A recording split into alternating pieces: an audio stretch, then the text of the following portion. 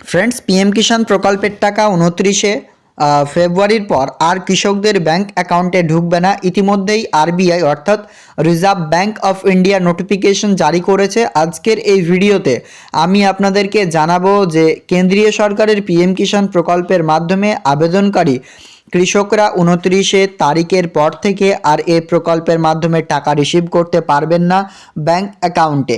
এটা কোন সমস্ত কৃষকদের জন্য প্রযোজ্য হতে চলেছে বা লাগু হতে চলেছে সে সংক্রান্ত আপডেট আজকের এই ভিডিওতে আপনারা পাবেন।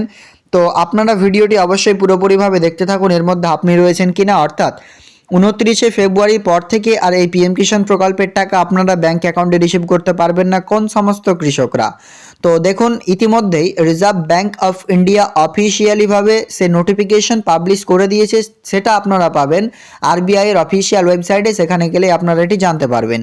তো যিনারা সেখানে আর যেতে চাচ্ছেন না তারা আজকের এই ভিডিওতে এবার ডিটেলসে এক্সপ্লেন করব এবং ভিডিওর মাধ্যমে আপনাদেরকে প্রমাণস্বরূপ সেই নোটিফিকেশনটি দেখাবো, সেখানে কি কি বলা হয়েছে সেটা বাংলাতে আপনারা জানতে পারবেন। তাই ভিডিওটি অবশ্যই শেষ পর্যন্ত দেখতে থাকুন। চ্যানেল নতুন হলে চ্যানেলটিকে অবশ্যই সাবস্ক্রাইব করুন। ভিডিওটি ভালো লাগলে লাইক করে বন্ধুদের সাথে ভিডিওটি শেয়ার করতে ভুলবেন না। এই পিএম কিষাণ প্রকল্পে আবেদনকারী কৃষকদের যে 29 তারিখের পর থেকে টাকা ঢুকবে না, তাহলে কোন ব্যাংক অ্যাকাউন্টে ঢুকবে বা কাদের টাকা ঢুকবে না, তো চলুন এবার এটাই আপডেট আজকের এই ভিডিওতে জানাবো। ভিডিওটি ভালো লাগলে অবশ্যই লাইক করবেন এবং এটি হচ্ছে একটি লেটেস্ট আপডেট, সেটি অবশ্যই বন্ধুদের সাথে অবশ্যই শেয়ার করতে ভুলবেন না, যাতে তারাও এই বিপদে না পড়ে। যেহেতু জানেন যে পরবর্তী কিস্তির জন্য আপডেট আপনার স্ট্যাটাসে চলে এসছে, সেক্ষেত্রে পরবর্তী কিস্তির টাকা খুবই শীঘ্রই কৃষকদেরকে দেবে। সে কারণেই আপনারা কি করুন, অবশ্যই অন্যদেরকে শেয়ার করুন, কারণ পরবর্তী কিস্তির টাকা যদি কারো আটকে যায় এইভাবেই। তো ফার্স্ট আমরা চলুন আপনাদেরকে এবার ডিটেলসে সমস্তটাই দেখিয়ে দিচ্ছি ও জানিয়ে দিচ্ছি। প্রথমে আমরা আরবিআই অর্থাৎ রিজার্ভ ব্যাংক অফ ইন্ডিয়ার অফিসিয়ালিভাবে নোটিফিকেশন পাবলিশ করা যে নোটিশ রয়েছে সেটি আবার অনস্ক্রিন আপনাদের সামনে দেখিয়ে দিচ্ছি। এবার এখানে দেখুন, আরবিআইয়ের অফিসিয়ালি জানুয়ারি মাসের 31 তারিখে এটি পাবলিশ করা হয়েছে রিজার্ভ ব্যাংক অফ ইন্ডিয়ার তরফ থেকে। এটা যে প্রেস কনফারেন্সে সেখানে জানিয়ে দেওয়া হয়েছে যে আপনাদের রিজার্ভ ব্যাংক অফ ইন্ডিয়া থেকে যে এই অ্যাক্টটা এখানে দেখতে পাচ্ছেন, অ্যাক্টের টোটাল ডিটেলস এখানে দেওয়া আছে। তো এখানে যেটি আপডেট উঠে আসছে সেটি কি হচ্ছে, 1949 অ্যাক্টে রেগুলেশন অ্যাক্টে এটি কিন্তু বৈধতার মাধ্যমে এটি কিন্তু পাবলিশ করা হয়েছে। এখানে আপনারা 4-5টা পয়েন্ট দেখতে পাচ্ছেন। এবার 5টা পয়েন্টের মধ্যে অনেকগুলো কথা রয়েছে, সেক্ষেত্রে মূল্যবান কথাগুলো আপনাদেরকে এবার আলোচনা করছি। তো এখানে আপনারা দেখুন, এই 5টা পয়েন্টের মধ্যে যে টোটাল বলা হয়েছে যে no further deposits or credit transaction or top ups shall be allowed in any customer accounts, prepaid intraments, wallets, fastags, NCMC cards, etc. after February 29th of 2024, other than any interest, cashbacks or refund which may be credited anytime। বলা হচ্ছে যে এই তারিখের পর থেকে অর্থাৎ ফেব্রুয়ারির 29 তারিখের পর থেকে আর আপনারা আপনাদের এই পেটিএম পেমেন্টস ব্যাংকের কোনো রকম আপনারা লেনদেন করতে পারবেন না।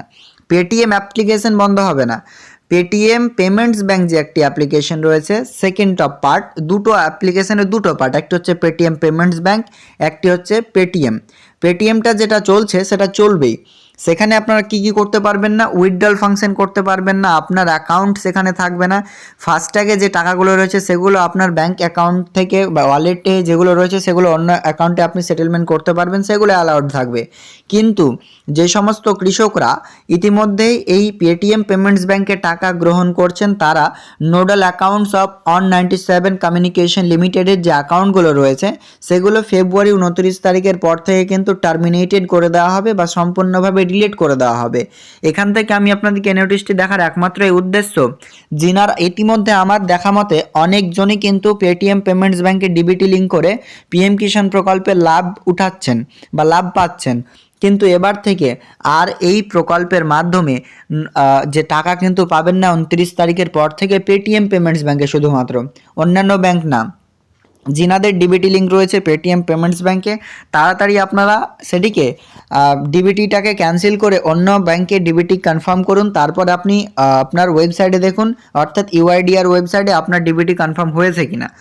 তো এখান থেকে আমরা বুঝতে পারছি 29 তারিখের পর থেকে আর আপনারা এতে পেটিএম পেমেন্টস ব্যাংক অ্যাকাউন্ট চালাতে পারবেন না, কিন্তু পেটিএম অ্যাপ্লিকেশন চালাতে পারবেন, যেখান থেকে ইলেকট্রিসিটি বিল পেমেন্ট বিভিন্ন রকম কাজ করতে পারবেন, কিন্তু শুধুমাত্র এখানে অ্যাকাউন্টস রিলেটেড কোনো রকম কিছু করতে পারবেন না। এখানে দেখতে পাচ্ছেন যে আপনার টোটাল যেগুলো ব্যালেন্স থাকবে, সেটা ওয়ালেটে থাকুক, কারেন্ট অ্যাকাউন্টে থাকুক, সেভিংস অ্যাকাউন্টে থাকুক, সেগুলো আপনি কিন্তু নিজেই সেভিংস অ্যাকাউন্ট থেকে অন্য অ্যাকাউন্টে ট্রান্সফার করে নিতে পারেন 29 তারিখের আগে। তার পরবর্তীতে আপনি পাবেন না। যেহেতু পরবর্তী কিস্তির স্ট্যাটাস আপডেট হয়ে গেছে, সেক্ষেত্রে আপনারা কিন্তু অবশ্যই এটি আপনার চেক করে নিন। যিনারা পেটিএমে পাচ্ছেন তিনারা অবশ্যই আপনাদের আমি বলবো, সাজেস্ট করব পেটিএম ব্যাংকটি সেখান থেকে সরিয়ে নিন, নইলে কিন্তু আপনার পেন্ডিং হয়ে যাবে ইনস্টলমেন্ট। পরবর্তীতে অ্যাকাউন্ট না চেঞ্জ করলে আপনি কিন্তু এই প্রকল্পে রিসিভ করতে পারবেন না।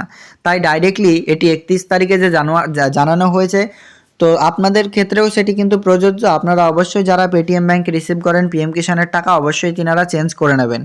কিভাবে চেঞ্জ করবেন সেই নিয়ে অন্যান্য ভিডিওতে আলোচনা রয়েছে। আপনি যদি চেঞ্জ করতে চান অবশ্যই আমাকে পার্সোনাল এসএমএস করে জানাবেন, সেক্ষেত্রে আপনাদেরকে সাজেস্ট করব কিভাবে আপনি চেঞ্জ করতে পারেন। আজকের আপডেট এ পর্যন্তই, দেখা হবে নেক্সট আপডেটে। থ্যাংক